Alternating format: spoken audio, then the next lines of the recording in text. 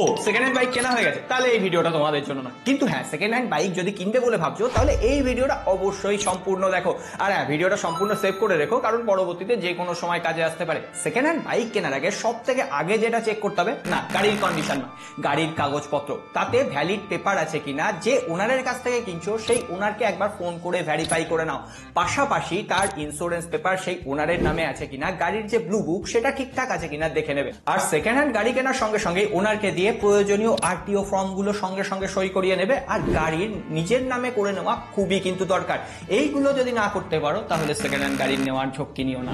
Second পয়েন্টে আসবে কিন্তু গাড়ির কন্ডিশন। প্রথমে গাড়িটা একবার টেস্ট ড্রাইভ নিয়ে নেবে। যদি সন্তুষ্ট হও তাহলে দেখবে বাইকের ইঞ্জিন থেকে কোথাও কোনো রকম অয়েল লিক করছে কিনা। যদি অয়েল লিক করে তাহলে বাইকটায় কোনো প্রবলেম আছে। এরপরে ইঞ্জিনটা ভালো করে দেখবে ওখানে কোনো রকম গ্যাপ বা খোলার চিহ্ন আছে কিনা। যদি থাকে তাহলে জানবে ইঞ্জিনটা রিপেয়ার হয়েছে, তাতে গাড়ির পাওয়ারের সাথে কম্প্রোমাইজ হতে পারে। তার পাশাপাশি দেখতে হবে গাড়ি থেকে কোনো রকম আনওয়ান্টেড সাউন্ড আসছে কিনা, ভাইব্রেশন ঠিকঠাক আছে কিনা, আর স্ক্র্যাচ ডেন্ট, এই ছোটখাটো কথাগুলো নিশ্চয়ই আর বলে দিতে হবে না। আর সবশেষে যেটা খুব ইম্পর্টেন্ট, ব্যাটারি কন্ডিশন আর সেলফ স্টার্ট ঠিকঠাক কাজ করছে কিনা এটা দেখে নিতে হবে। BS6 গাড়ি হলে সেটা এক প্রেসেই কিন্তু স্টার্ট হওয়া চাই।